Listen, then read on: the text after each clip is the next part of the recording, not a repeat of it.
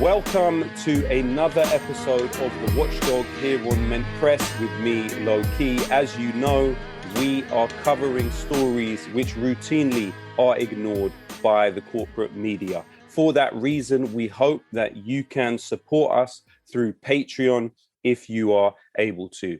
This week, I am joined by the award-winning journalist, broadcaster, and educator, Chris Hedges. Chris, thank you so much for joining us. Thanks, Kareem. Thanks for having me. It's really great to read your new book, Our Class, in which you take both a micro and macro look at the prison industrial complex and the human cost of it. You taught 28 students who, between them, had spent 515 years in prison. And that culminated in the play Cage that you worked on together. Now, in the book, you say mass incarceration is the civil rights issue of our time. Could you just expand for us on that and make clear the ways in which people that are coming out of the prison system within the United States are different from others within the United States in terms of rights, what some have called an almost invisible caste system? If you could expand on that for us, please. Right. So, and this is not unique to the United States. It's also taken place in the UK. Go to cities like Birmingham, Manchester, these formerly industrial centers that have been abandoned by capitalism to create sweatshops in China, Vietnam, Bangladesh, and other places, Mexico in the case of the United States. So I would go back to Émile Durkheim, the French sociologist. When he writes his book on suicide, he asks the question, what is it that drives individuals or even collectives, communities, to commit acts of self-annihilation? And he, through his research, and he goes back and looks at all these suicides, which have been documented, and argues, I think correctly, that it's the rupturing of social bonds. It's the displacement of people within a society so that it becomes impossible for them or extremely difficult for them to actualize themselves, to find meaningful, sustainable employment, to have a sense of place and purpose within that society. And that was actually the focus of my last book, America, the Farewell Tour, where I riffed on that idea and then just wrote about all the self-destructive behaviors within American society that are rampant, opioid addiction, gambling, sexual sadism.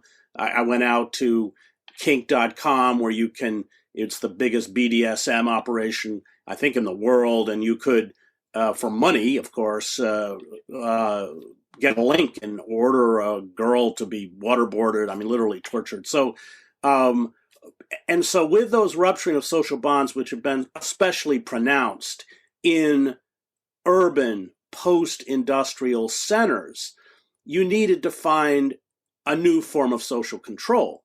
And what was seized upon, especially in the United States, were militarized police that function as occupation forces within what Malcolm X called our internal colonies and the prison system. So in 1970, there were 300,000 people incarcerated in the United States. It's now 2.3 million. It's the largest prison system in the world, 25% of the world's prisoners, although we are only about 4.4, less than 5% of the world's population. So that is a form of social control. And the entire system works to railroad primarily poor people and disproportionately poor people of color into this system. How does that work? Well, it works because the court system has been reconfigured so that almost no one in the United States gets a jury trial. 94% of the people in the prison system are coerced by prosecutors and public defenders who only spend 10 or 15 minutes with their clients to accept a plea deal. If you go back to the early 1990s under the administration of Bill Clinton, I don't know whether this was true with Tony Blair and Labor, who kind of paralleled everything. New Labor kind of paralleled everything Clinton did with the Democratic Party. They decided, and Joe Biden was in the Senate and very instrumental in this, to seize back the law and order issue from the Republicans. And they did that by pushing through these draconian laws. 3 strikes, you're out. So the third time you're arrested, you can't even get parole. I've taught people who have life sentences and never were charged with a violent crime. In fact, 40% of the people in the prison system have never been charged with physically harming another person. Then you triple or quadruple the length of sentences. Biden used to brag about how before they pushed through the 1994 omnibus crime bill, only a handful, I think only 3 or 4, maybe less, maybe 1, I can't remember, federal crimes merited the death penalty. By the time they were done, it was 51. Then you massively expanded the physical infrastructure of the prisons. They gave military-grade equipment to the police forces. So this was completely a bipartisan effort. I tend to vote from my gut. And after Barack Obama gave that appalling speech to AIPAC when he was running for president, and I've spent months of my life in Gaza, the world's largest open-air prison, I just said, I can't. I don't care if I'm the only person not to betray the Palestinians. I won't vote for this guy. The same with Biden. Half of my students or more would not be in that classroom but for Biden. And you can't forgive people like this because this isn't just a policy decision. It has disrupted and often destroyed the lives of hundreds of thousands of vulnerable people and their families. Because when you incarcerate someone, in essence, the whole family becomes incarcerated. That's why I've argued that it is the civil rights issue of our age, because it is a decision by a corporate state to invest not in people, but in systems of control. And that has disproportionately affected people of color, especially African Americans in the United States. And then you asked about the criminal caste system. Well, everything is designed to funnel these people back into the system. When they're sentenced, they get hit with thousands of dollars of fines. In a prison in New Jersey, you only make 22 cents an hour. And we should be clear, prisons could not run but for prison labor. It's bonded labor. In states like Georgia, they don't even pay them. Everything, all the work. I used to go teach and would go past the prison barber shop, and there would be prisoners in barber uniforms cutting the hair of the guards. The food, the maintenance, most of the maintenance, much of the maintenance, the cleaning, everything is done by the prison staff. So the prisoners themselves. So when they get out, they can't pay off these fines. So they make $28 a month. They'll pull $2. I mean, for instance, I had one student I write about in the book, Lawrence Bell. He's incarcerated at the age of 14 for a crime he didn't commit. Both of his parents are dead. He's living in an abandoned house. We can talk about him later, but he's stacked with all those fines. After 30 years, he still owes $6,000. Now, if you don't pay those, you can't pay those fines back. You go right back into prison. So that there was a case, I can't remember the name of a man who was stopped because his headlight was burned out and he ran from the car and the police shot and killed him. This was maybe a year or two ago. Well, the reason he ran is because he had fines. He had those, and there were warrants out because he hadn't been able to pay the fines. Then the system, the laws have barred you from literally hundreds of jobs. Basically, any job that requires a license, a plumber, a hairdresser, anything else you can't do if you're an ex-felon. You can't get public assistance. You can't get public housing. And then, of course, you have the stigma of coming out of prison. So that's why we have, after 5 years, a 76% recidivism rate. And they have all of the programs. And I want to be clear, I teach in the college degree program through Rutgers University, but that's funded through Rutgers. It's not a state program. But all of the vocational programs that were once part of prison are gone. They're just giant warehouses, and then lobbyists who make and I'll make just one more point. The lobbyists who profit off of the prison industrial complex are in the state capitals in Washington, make sure that they remain warehouses because that's how they make their money. And so when we talk about private prisons, which we have in the US, I don't know whether you have them in the UK, that's actually a small percentage, privately run prisons. But in fact, all prisons have been privatized because the services in the prisons, the money transfer services, that's JPay, the Global Tellink, the phone services, the food service company, Armark, and constant cases of massive amounts of food poisoning because of the rancid quality of the food. The medical is privatized. The commissary is privatized. It has become a multi-billion-dollar a year industry, and those people who profit off of the bondage of human bodies, it's just slavery by another name, in essence, have created or structured the system so that those profits will continue. And the important thing which you touched on, which would be great if you could expand on a bit more, is the way in which the Democrats have been able to juxtapose themselves with the open and crude racism of Donald Trump, the "we tamed the continent" type of discourse, to the aesthetics of very lip service like anti-racism of Kamala Harris and Joe Biden. And then you get essentially what are racist results in a situation where you have supposedly non-racist intentions. But as Eduardo Bonilla Silva put it, you have profound racism without racists within a system where Black people in the United States account for 13% of the population, but yet make up 40% of the prison population. If you could go into a little bit more that trajectory of how you got from that around 200,000 people in prison in the 70s, I think it was, to around 2.3 million today, and what was precisely the role not only of Joe Biden within Congress, but also Kamala Harris in a more nuts and bolts, intimate way. What was the involvement of these two figures in the prison, the development of the prison industrial complex? Well, it's not accidental that the rise of the prison industrial complex coincided with the neoliberal policies that deindustrialized the country. They rose in tandem, completely in concert, because, of course, these people were dispossessed and they had to be controlled.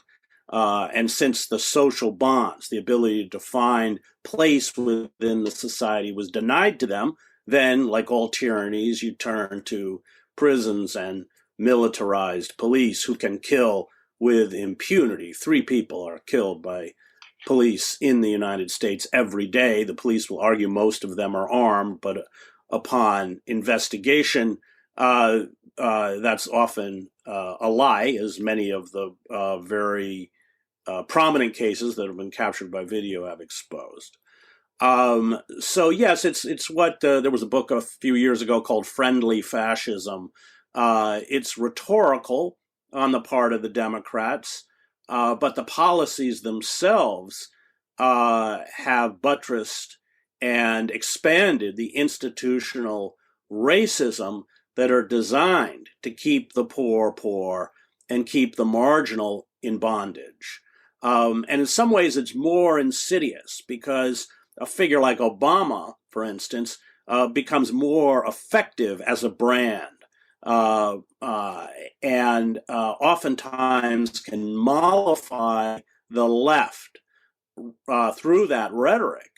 And the very legitimate fear of the proto-fascist movements that arise around figures like Trump or Boris Johnson. Johnson's a little different than Trump, actually.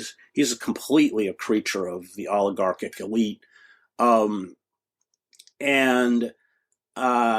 so, yeah, Kamala Harris was, these people are careerists. They know what systems they have to serve. Kamala Harris, as Attorney General in California, was a handmaiden of the police unions and was obstructive to any kind of real judicial or certainly prison reform. But that's, of course, how she got to be vice president. So it's a species of colonialism when it just became too naked an assault for the Belgians to run the Congo.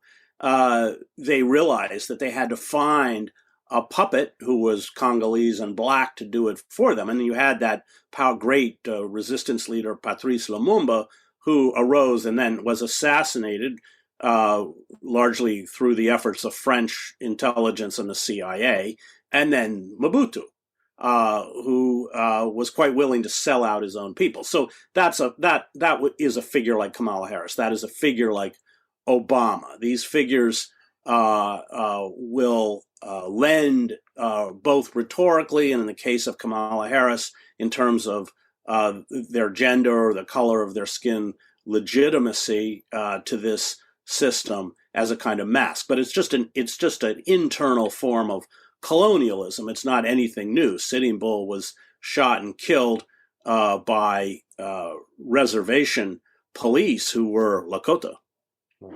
Hmm. And so when we look at a situation where there's estimated to be about 10.6 million admissions to prison every year in the United States, where each prisoner is deemed to potentially be worth $60,000 around that, and that you have more people in prison today in the United States than are in the city of Philadelphia, you have to question, and you alluded to it before when you spoke of lobbyists, who benefit off that internal privatization of the prisons. Who are the ultimate beneficiaries, aside from social control, but in terms of material benefit, in terms of companies, in terms of CEOs? Who are those material beneficiaries of the prison industrial complex? Right. So if you're a young black man on the streets of Newark and you're unemployed, you're not generating money for the state. But as you correctly pointed out, if you're locked in a cage, you can generate $50,000 or $60,000 for prison contractors, for the guards, for judges, for prosecutors, and then for that list of private companies that I mentioned before, the phone service companies, the food service companies, and these people have profited immensely. Aramark is actually based in Philadelphia. I live in Princeton, which is about an hour away. And they're staggering. I don't have the figures in front of me, but these are multi-billion-dollar corporations. And if there was social or political reform, and especially prison reform, these people would lose the revenues that are so lucrative. And so therefore, their lobbyists are writing the legislation to make sure that these prisons, that these cells remain full, and they are full.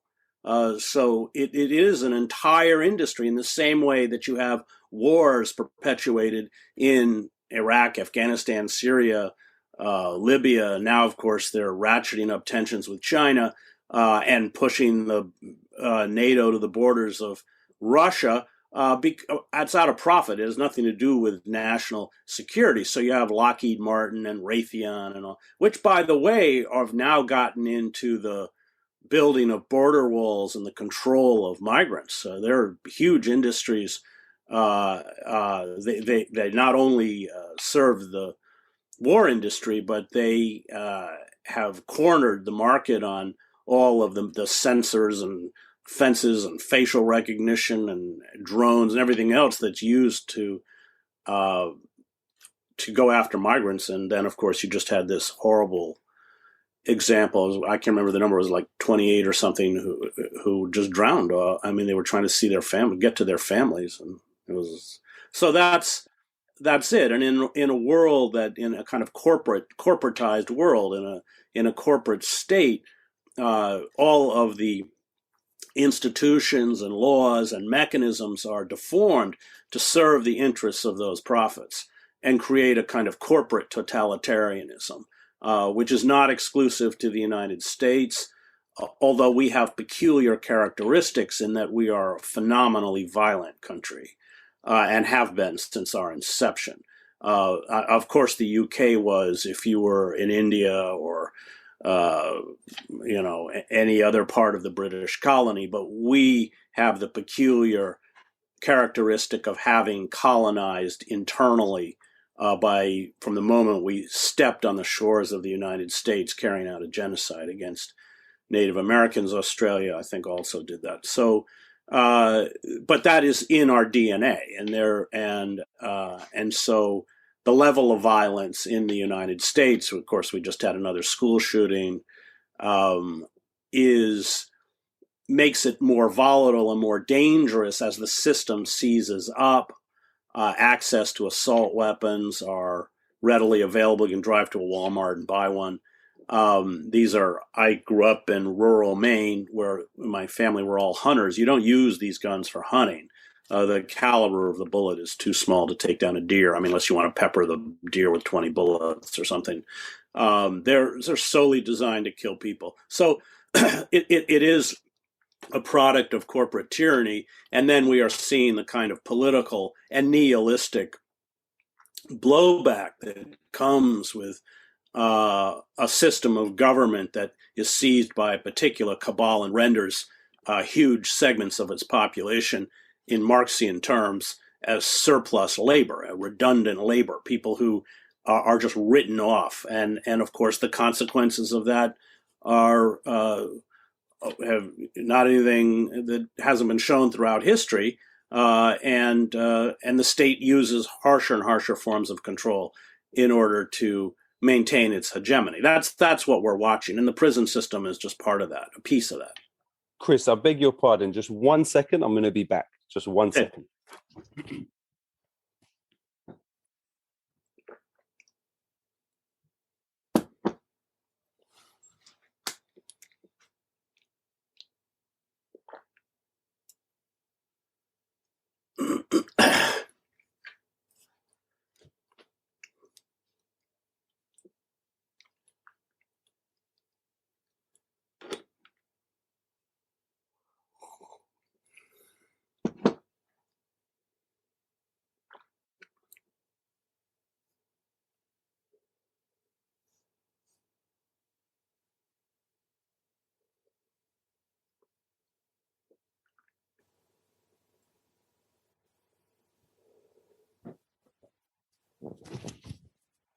Hi, sorry about that. No problem.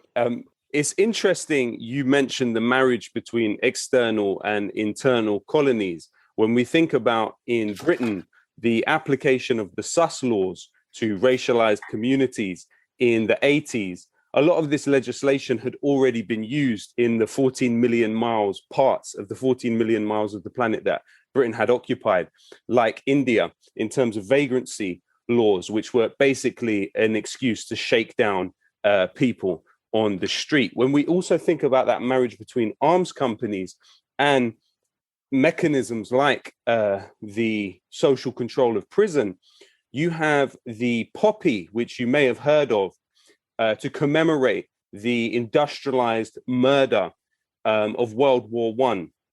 In my view, a needless war, which never needed to happen. The flower, the plastic imitation flower, which is used to commemorate it, and people in the public sphere are basically bullied into wearing in this country, is of course organized and sponsored largely by arms companies like BAE Systems and Thales, but it's actually manufactured by prison labor in this country. So the same logics are prevalent for sure. As you mentioned in the book, you saw in 1974 only one crime identified in federal law which could lead to punishment by death. However, in 1994, through the Democrat president, Bill Clinton, you saw that number increase to 66. Who benefits from the death penalty's existence in the United States? Well, let's be clear that the engine behind that was actually Joe Biden.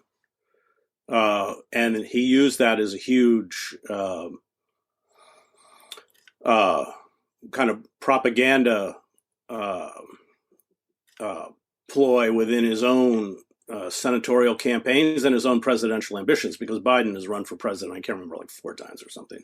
So That was, yes, it was Clinton, but it was primarily Biden.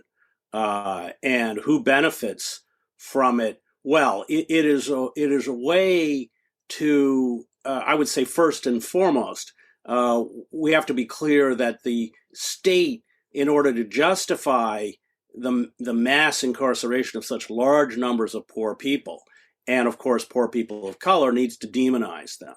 And that really began after the Black Power movements in the 60s and 70s, and in particular, the Attica prison uprising.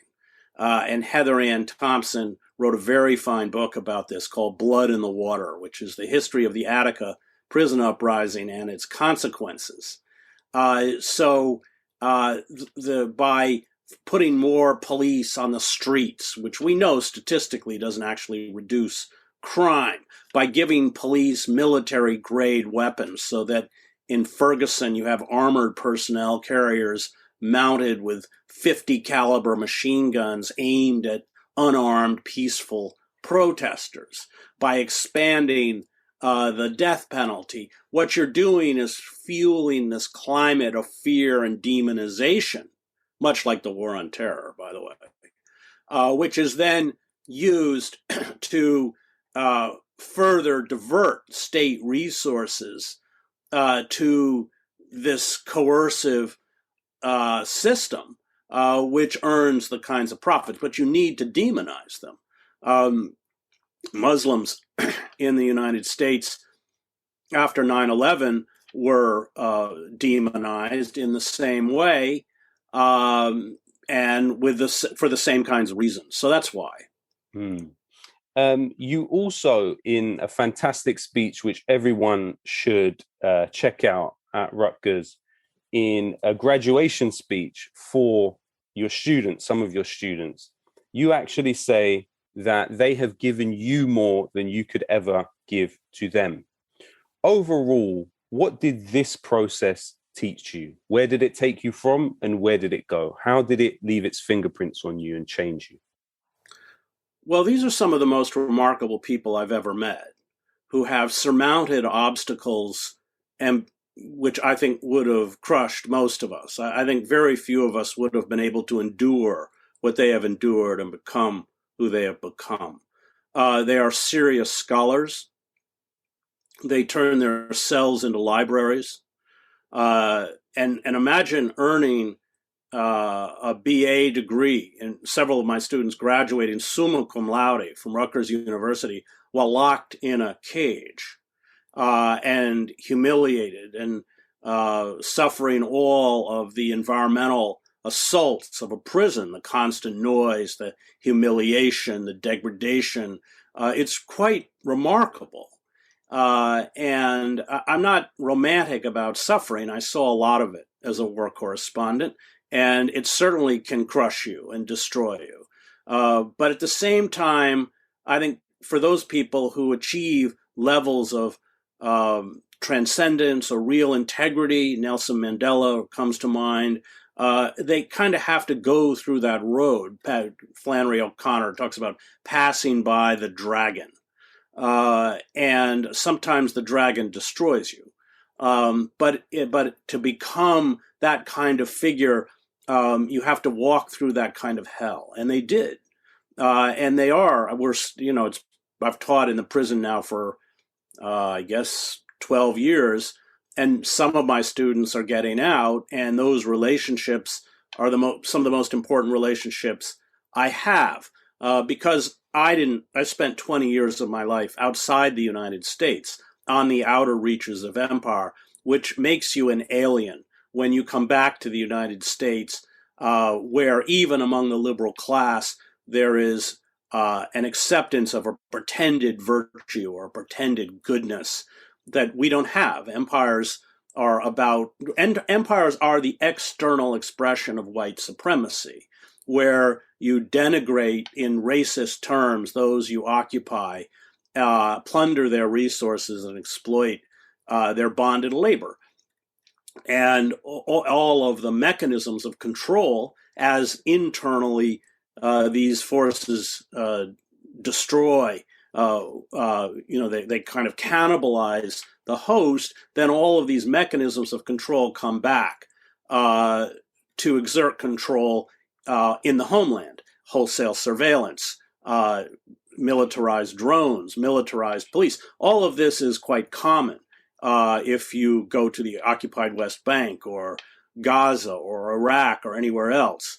And these people have an understanding of the kind of dark soul of empire and the dark soul of America. They understand white supremacy. They understand neoliberalism. They understand it because they've been victims of it, and they're also highly intelligent. So there's actually a kind of intellectual commonality that I have with them that is, and I have taught at Princeton, which is right up the street, that is very hard to find. With Cornell West was one of the exceptions. He's not there anymore. Very hard to find within the academy. And I just want to be clear, as Antonio Gramsci writes, intellectuals exist at all stratas of society. But of course, with a failed public school system in the United States, public being government school system in the United States, these people were never given an opportunity. So I just tell one little anecdote. I was walking down the street with two of my former students. Now, these are big guys. I mean, they call it the 400 Club, which means they all bench over 400 pounds. One of them he's about 6'8". I think he's taller. I think he's one of those people who's so tall, he cuts a few inches off. 310 pounds. So he graduates summa cum laude from Rutgers. And then he gets the first Harry S. Truman Fellowship of any student at the university, any student, in over a decade. And he goes to the UK and gets his master's degree in philosophy at the University of Cambridge.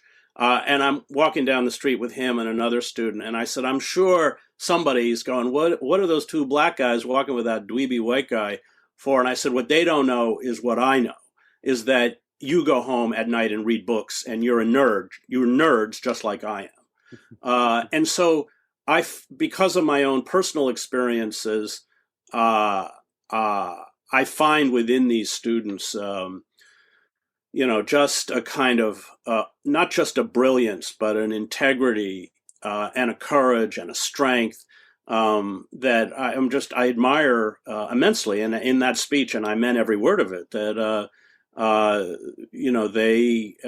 end the talk, which ends the book, actually.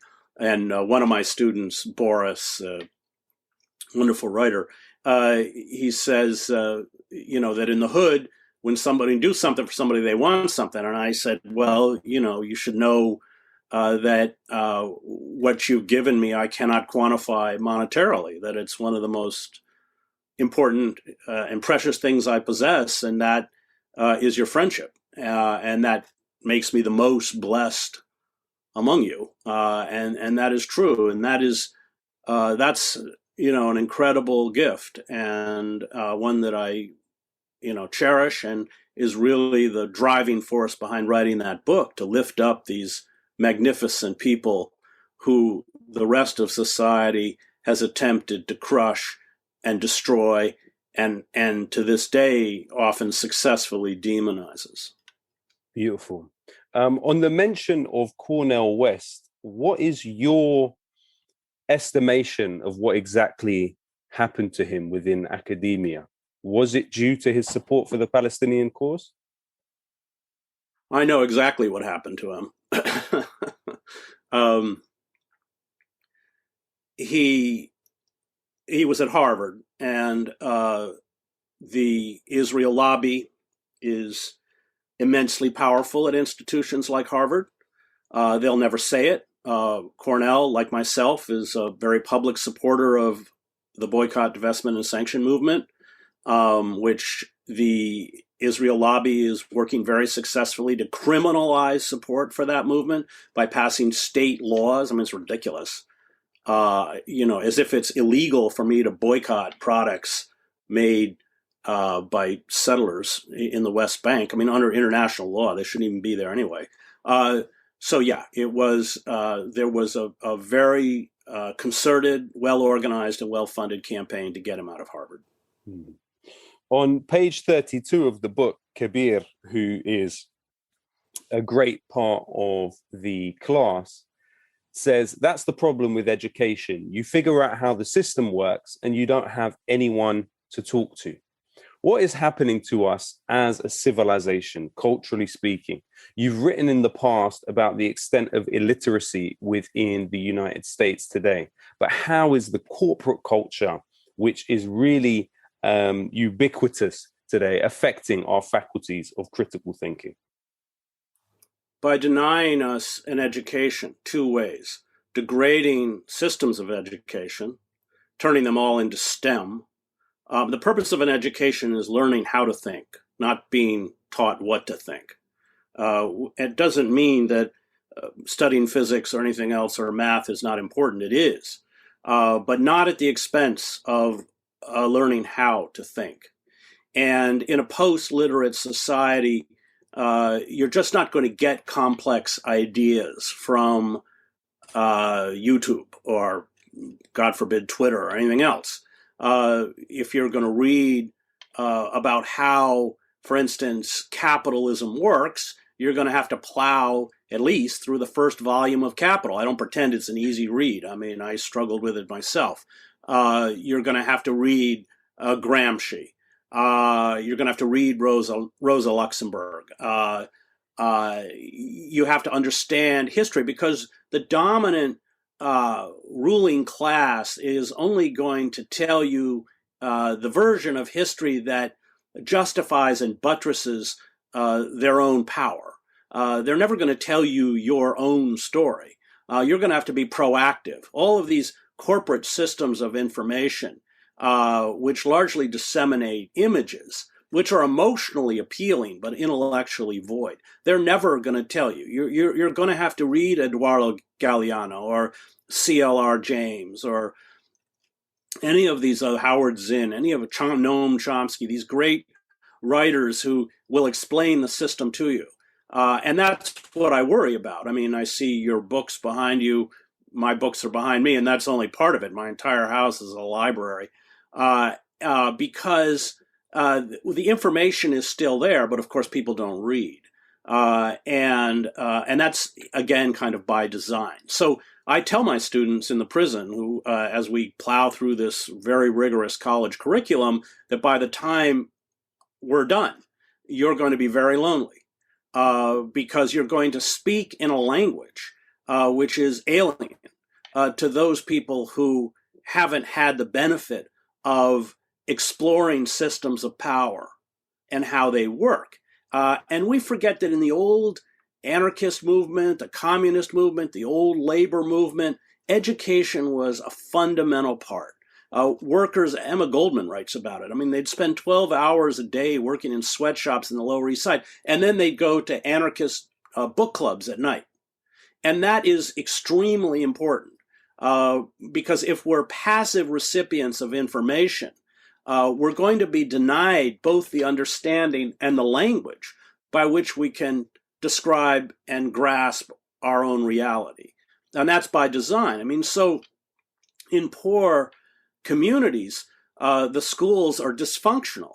At best, they will give students a kind of numerical literacy so they can work in a warehouse or behind a fast food counter, but they're not going to educate them. And that's always true. You never want to educate the poor if you're the dominant ruling class. It's why enslaved people in the South, if it was found by slaveholders that they had taught themselves to read, they would be killed. Frederick Douglass writes about this. So the whole purpose of power, malignant power, is to deny an education, especially to the oppressed. And so we have to understand that education is a key component of resistance, because we can't resist what we don't understand. Once we understand power and how it works, even if that power crushes us, that's a kind of protection. And, there's a tremendous hostility to the college program among the prison guards, tremendous hostility. And it's hard to retain professors because they often treat the professors as if they're prisoners. Mm-hmm. And you don't get any academic kudos for teaching in a prison. You get academic kudos for going to conferences and writing boring peer-reviewed papers that no one reads, and publishing books on arcane, tiny, marginal subjects that don't really matter. That's how you get promoted within the system. So we feel that hostility as people who teach in the prison. Chris, thank you so much for joining us today. I recommend everyone watching this to read Our Class by Chris Hedges. Thank you so much. Hope to speak to you again and see you in London soon. I hope so, Kareem. Be good to see you in London. Take care. Be safe. Okay. Thanks for doing it, Kareem. It was good to see you. Good to see you too. Take care, Chris. Bye.